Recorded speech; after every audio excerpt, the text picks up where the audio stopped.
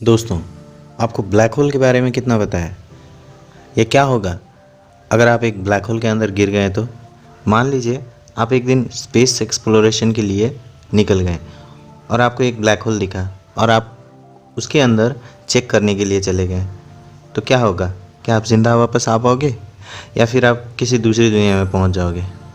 नमस्कार दोस्तों, मैं हूं बेस्ट फैक्ट और आप सभी का मेरे इस चैनल पे स्वागत है। इस वीडियो को पूरा लास्ट तक ज़रूर देखना दोस्तों, जैसा कि ब्लैक होल दिखता है वैसा होता नहीं है। ब्लैक होल कोई ब्लैक होल नहीं होता है, इसका भी सरफेस होता है। आइंस्टाइन ने ये बताया अपने थ्योरी में कि जब एक स्टार मरता है उसका कोर बच जाता है और वो कोर अगर हमारे सूर्य के सन के मास से एटलीस्ट 3 गुना हो जाए, तब वो कोर का ग्रेविटी इतना ज़्यादा बढ़ जाता है कि वो स्टार में ग्रेविटी दूसरे सारे फोर्सेस से ज़्यादा हो जाते हैं, जिसके कारण वो कोर एक ब्लैक होल में चेंज हो जाता है।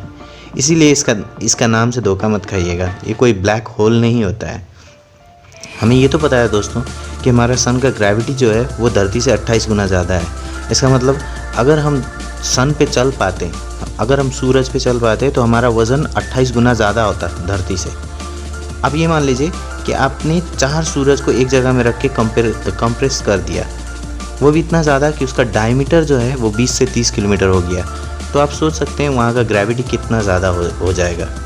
हाँ, ब्लैक होल का भी ग्रेविटी बहुत स्ट्रांग होता है दोस्तों, क्योंकि ये कॉम्पैक्ट किया हुआ, एकदम कॉम्प्रेस किया हुआ मैटर है। इसका ग्रेविटी इतना स्ट्रांग होता है कि वहाँ से लाइट भी बाहर निकल के नहीं आ पाती है दोस्तों।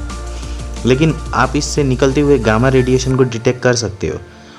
इसे स्टीफन हॉकिंस ने खोजा था और इसको हॉकिंग रेडिएशन भी कहा जाता है दोस्तों।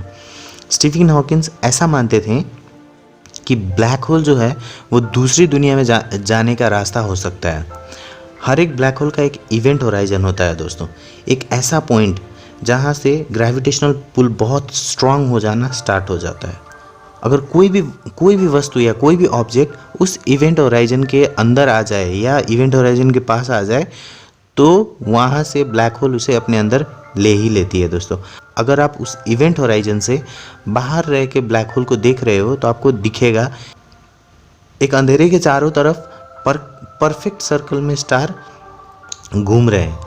और अगर आप इवेंट होराइजन के अंदर घुस गए तो आपको बहुत स्ट्रॉन्ग ग्रेविटी फील होगा। ब्लैक होल अपनी तरफ आपको बहुत स्ट्रॉन्ग ग्रेविटी से खींचते चले जाएगी और आप तेज़ी से अंदर घुसते चले जाओगे दोस्तों। अभी तक हम लोग को ये तो पता चल गया कि ब्लैक होल का ग्रेविटेशनल फोर्स कितना स्ट्रांग होता है। तो दोस्तों, अगर आप सीधे सीधे गिरते हो ब्लैक होल के अंदर, जैसे सर ऊपर पैर नीचे ऐसे करके सीधे गिरते हो, तो आपका पैर में पहले ग्रेविटी का स्ट्रेंथ फील होगा। इतना ज़ोर से फील होगा कि आपका बॉडी को च्युइंगम की तरह खींचते चले जाएगा। दोस्तों, स्पेस में सबसे जो कॉमन ब्लैक होल होता है वो स्टेलर ब्लैक होल होता है। ये हमारे 20 सूरज जितना भारी हो सकता है, ठीक है।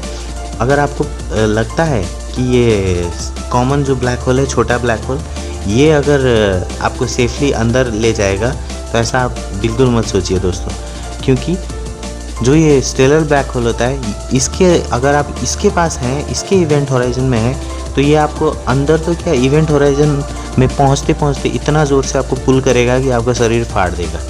इवेंट होराइजन में पहुंचने से पहले ही आपका शरीर फाड़ देगा।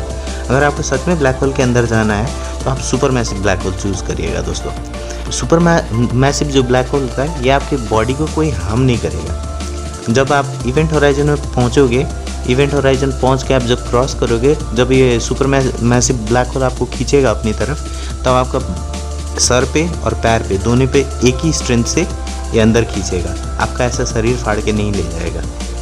अगर आपको सच में जाने का प्लान है तो आपको ज़्यादा दूर देखने की ज़रूरत नहीं है। ये हमारे मिल्की वे के बीच में ही है। लकीली ये हमसे 265 क्वाड्रिलियन किलोमीटर दूर है। इसीलिए ना तो हमारे सूरज को कोई प्रॉब्लम है, ना ही हमारे प्लानट को इससे कोई प्रॉब्लम है। दोस्तों, ब्लैक होल का सेंटर में ग्रेविटेशनल सिंगुलैरिटी होता है, जहाँ डेंसिटी अनंत होता है, और आप तो सेंटर में गिरने के बाद आपका एक सेल वहाँ पे कम्प्लीटली टूट जाएगा और आप भी एक ब्लैक होल बन जाओगे। आप अपना एक्सपीरियंस किसी को नहीं बता पाओगे। लेकिन कोई अगर आपको इवेंट होराइजन से बाहर से देख रहा है तो उसे अलग दिखेगा। उसे आप एक ब्लैक होल में धीरे धीरे से गिरते हुए दिखोगे। आपका शरीर फीका और लाल होता हुआ उसे दिखेगा, और एट लास्ट आप इवेंट होराइजन में ही फ्रीज हो गए हो, वहीं पे रुक गए हो, ऐसा उसे दिखेगा। ऐसा इसलिए उसे दिखेगा दोस्तों क्योंकि स्पेस और टाइम जो होता है वो अपना रोल ही स्वैप चेंज कर देता है ब्लैक होल में। इवेंट होराइजन पे टाइम रुक जाता है मगर स्पेस आगे बढ़ते ही जाता है। आप कभी भी ब्लैक होल से घूम के वापस नहीं आ सकते, तब भी नहीं जब ब्लैक होल मर जाएगा। जब ब्लैक होल मर जाता है उसके बाद सारा जो पार्टिकल होता है, जिस चीज़ को उसने निगला है वो सब इमिट करता है, और वो उसके इमिट करने के बाद अगर हम लोगों ने वो पार्टिकल पकड़ भी लिया तब भी हम लोग ये नहीं पता कर पाएंगे कि उसमें कौन सा पार्टिकल आपका है। मतलब समझ रहे हो ना, कौन सा पार्टिकल में आपका बॉडी का इन्फॉर्मेशन है।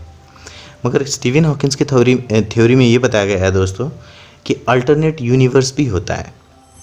इसका मतलब अगर आप एक दुनिया में ब्लैक होल में गिरते हो तो दूसरी अल्टरनेट दुनिया में वहाँ ब्लैक होल ही नहीं है। अगर सच में ब्लैक होल दूसरी जगह में पहुँचने का पोर्टल है या टेलीपोर्ट करा सकता है या दूसरी दुनिया में पहुँचा सकता है, तो आप एक जगह में अगर ब्लैक होल में, इस दुनिया में अगर ब्लैक होल के अंदर गिरे हो तो आप ऐसी कोई दुनिया में निकलोगे जहाँ कोई ब्लैक होल ही नहीं है। अगर ऐसा हुआ तो आप तो ज़िंदा बच जाओगे, लेकिन आप किसी और दुनिया में रहोगे और आप फिर घूम के वापस इधर नहीं आ सकते हो दोस्तों। लेकिन ये एक बहुत इंटरेस्टिंग टॉपिक है, इसका बात हम लोग किसी और वीडियो में करते हैं। नीचे कमेंट करके ज़रूर बताइएगा दोस्तों आपको वीडियो कैसा लगा, और वीडियो अच्छा लगा तो लाइक करिएगा और सब्सक्राइब करना मत भूलिएगा। तो चलिए दोस्तों, मिलते हैं किसी अगले वीडियो में अगले किसी इंटरेस्टिंग टॉपिक के साथ। बाय दोस्तों, thank you for completely watching this video.